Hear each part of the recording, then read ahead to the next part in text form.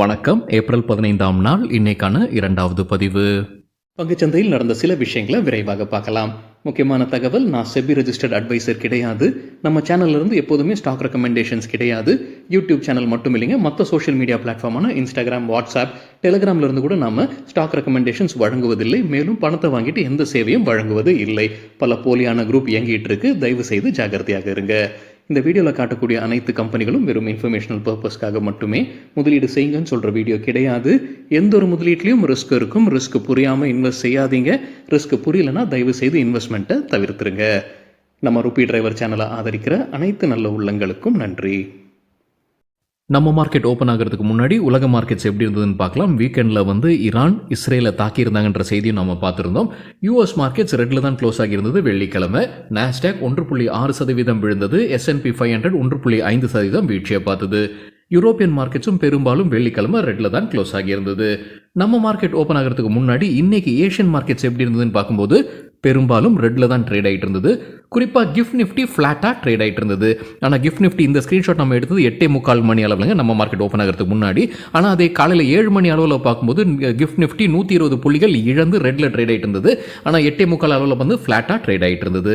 இப்போ நம்ம இந்த வீடியோ சேர நேரத்தில் நம்ம மார்க்கெட் ஓப்பன் ஆகி நிஃப்டி கிட்டத்தட்ட 1.6% இன்ட்ராடேல வீழ்ச்சியை பார்த்திருந்தது. சில இண்டிவிஜுவல் ஸ்டாக்ஸ் மற்றும் செய்திகள் விரைவாக பார்க்கலாம். டாடா நிறுவனமான டாடா எலக்ட்ரானிக்ஸ் டெஸ்லாவுடன் ஒரு ஒப்பந்தத்தில் வந்திருப்பதாக எக்கனாமிக் டைம்ஸ்லேருந்து கிடைத்த தகவல். என்ன ஒப்பந்தம்? செமிகண்டக்டர் சப்ளை செய்வதற்கான ஒப்பந்தத்தில் வந்திருக்கிறாங்க. டெஸ்லாக்கு டாடா எலக்ட்ரானிக்ஸ் சப்ளை செய்ய போகிறாங்க. அவங்களுடைய வேர்ல்டு வைட் ஆப்ரேஷன்ஸ்க்கு தகவல் நமக்கு கிடைத்தது எக்கனாமிக் டைம்ஸ்லேருந்து. ஹை ஃப்ரீக்வன்சி ட்ரேடிங்கில் இருந்த சில ஸ்டாக்ஸுடைய பேர்கள் சொல்லியிருக்கிறாங்க. மணி கண்ட்ரோல்லேருந்து கிடைத்த தகவல். இது ஏப்ரல் 12ஆம் தேதி வெள்ளிக்கிழமை ஹை ஃப்ரீக்வன்சி ட்ரேடிங்கில் இருந்த சில ஸ்டாக்ஸ் ராம்கோ சிஸ்டம்ஸ், ரிலையன்ஸ் இன்ஃப்ராஸ்ட்ரக்சர் மற்றும் சுந்தரம் மல்டிபாப். டாடா கன்சல்டன்சி சர்வீசஸ் குவார்ட்டர்லி ரிசல்ட் அறிவித்ததற்கு பிறகு புரோக்கரேஜஸ் என்ன ரேட்டிங், என்ன டார்கெட் கொடுத்துருக்காங்க. நம்ம வீக்கெண்ட்லேயே அந்த ரிசல்ட்டுக்கான டேட்டாவை பார்த்துருந்தாங்க.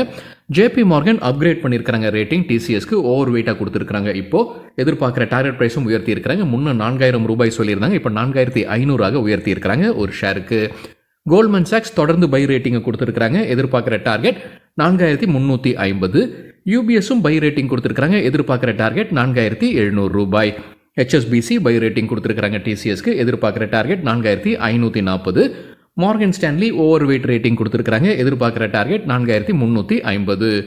நொமுரா ரெடியூஸ் ரேட்டிங் கொடுத்துருக்காங்க. எதிர்பார்க்குற டார்கெட் 3250 ரூபாய்.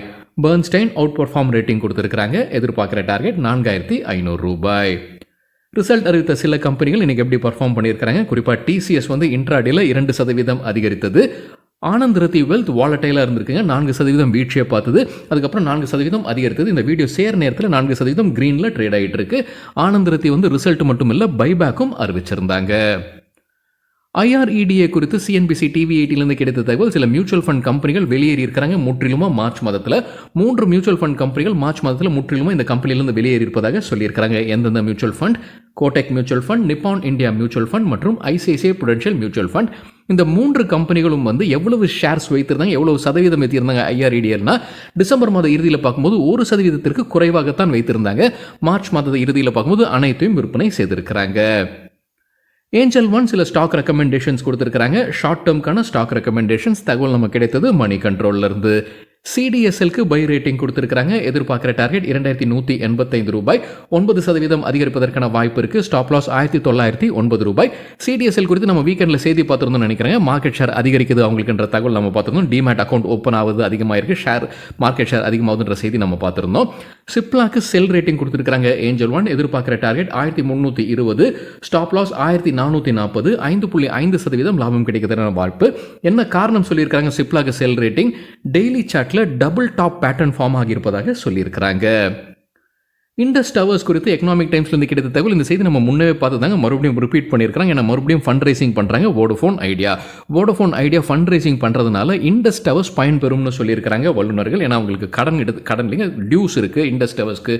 வோடஃபோன் ஐடியா கொடுக்க வேண்டிய டியூஸ் இருக்குது, பணம் இருக்குது. அந்த ஃபண்ட் ரைசிங் வழியாக கிடைக்கக்கூடிய பணத்தை அவங்க இண்டஸ் டவர்ஸோடைய அந்த செட்டில்மெண்ட் செய்வாங்கன்ற எதிர்பார்ப்பு இருக்குன்னு சொல்லியிருக்கிறாங்க.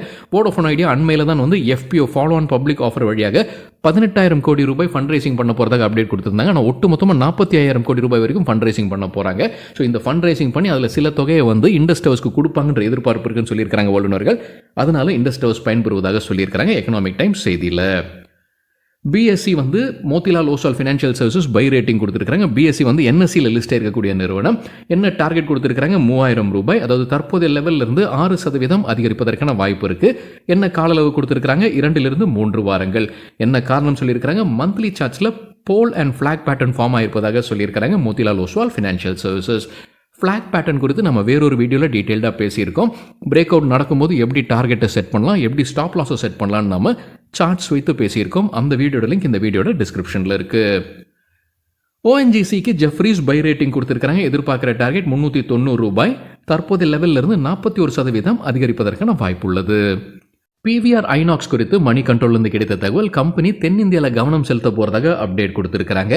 ஏற்கனவே 1741 ஸ்க்ரீன்ஸ் கம்பெனி கைவசம் இருக்குது. இதில் 33%, அதாவது 588 ஸ்க்ரீன்ஸ் தென்னிந்தியாவில் இருக்குது. இப்போ புதிதாக நிதியாண்டு 2025 அவங்க திறக்க போகிற ஸ்க்ரீன்ஸில் 40% தென்னிந்தியாவில் இருக்க போகிறதாக சொல்லியிருக்கிறாங்க மணி கண்ட்ரோல் செய்தியில். எக்ஸைட் இண்டஸ்ட்ரீஸ்க்கு மார்கன் ஸ்டான்லி பை ரேட்டிங் கொடுத்துருக்காங்க. எதிர்பார்க்குற டார்கெட் ப்ரைஸும் உயர்த்தி இருக்கிறாங்க. முன்ன சொன்னது 373, புது டார்கெட் 485. முந்தின க்ளோசிங் பிரைஸ்ல இருந்து ஒப்பிட்டு பார்க்கும்போது 22% அதிகரிப்பதற்கான வாய்ப்பு இருக்குன்னு கருதுறாங்க மார்கன் ஸ்டான்லி. கோட்டக் இன்ஸ்டிடியூஷனல் ஈக்விட்டிஸ் எக்ஸைட் இண்டஸ்ட்ரீஸ்க்கு செல் ரேட்டிங் கொடுத்துருக்காங்க. எதிர்பார்க்குற டார்கெட் 270 ரூபாய். ராம்கிருஷ்ணா ஃபோர்ஜிங்ஸ் தரப்புல ஒரு அப்டேட் இருக்கு. வந்தே பாரத் ட்ரெயின் செட்டுக்கான ஒரு ஆர்டர் கிடைச்சிருக்குன்னு சொல்லியிருக்காங்க. யாருக்காக இந்த ஆர்டர் சப்ளை செய்ய போறாங்க? BHEL TRSL கன்சார்டியம்க்கு தான் அவங்க சப்ளை பண்ண போறாங்க. ஸ்லீப்பர் வந்தே பாரத்துடைய போகி ஃப்ரேம் சப்ளை செய்யக்கூடிய ஆர்டர் இதுன்னு சொல்லியிருக்காங்க ராம்கிருஷ்ணா ஃபோர்ஜிங்ஸ். என்ன மதிப்பு? 270 கோடி ரூபாய் மதிப்பிற்கான கான்ட்ராக்ட் இதுன்னு சொல்லியிருக்காங்க ராம்கிருஷ்ணா ஃபோர்ஜிங்ஸ். ராயல் ஆர்கிட் ஹோட்டல்ஸ் தரப்பு அப்டேட் இருக்கு. பூரி ஒடிசாவில் அவங்களுடைய புது ஹோட்டலை திறக்க போகிறதாக அப்டேட் கொடுத்துருக்காங்க. இந்த மாநிலத்தில் இதுதான் கம்பெனியுடைய முதல் ப்ராப்பர்ட்டின்ற அப்டேட் கொடுத்துருக்காங்க ராயல் ஆர்கிட் ஹோட்டல்ஸ். சரிங்க, இதுதான் சில விஷயங்கள் என்னுடைய பார்வைக்கு எட்டியது. நன்றி, வணக்கம்.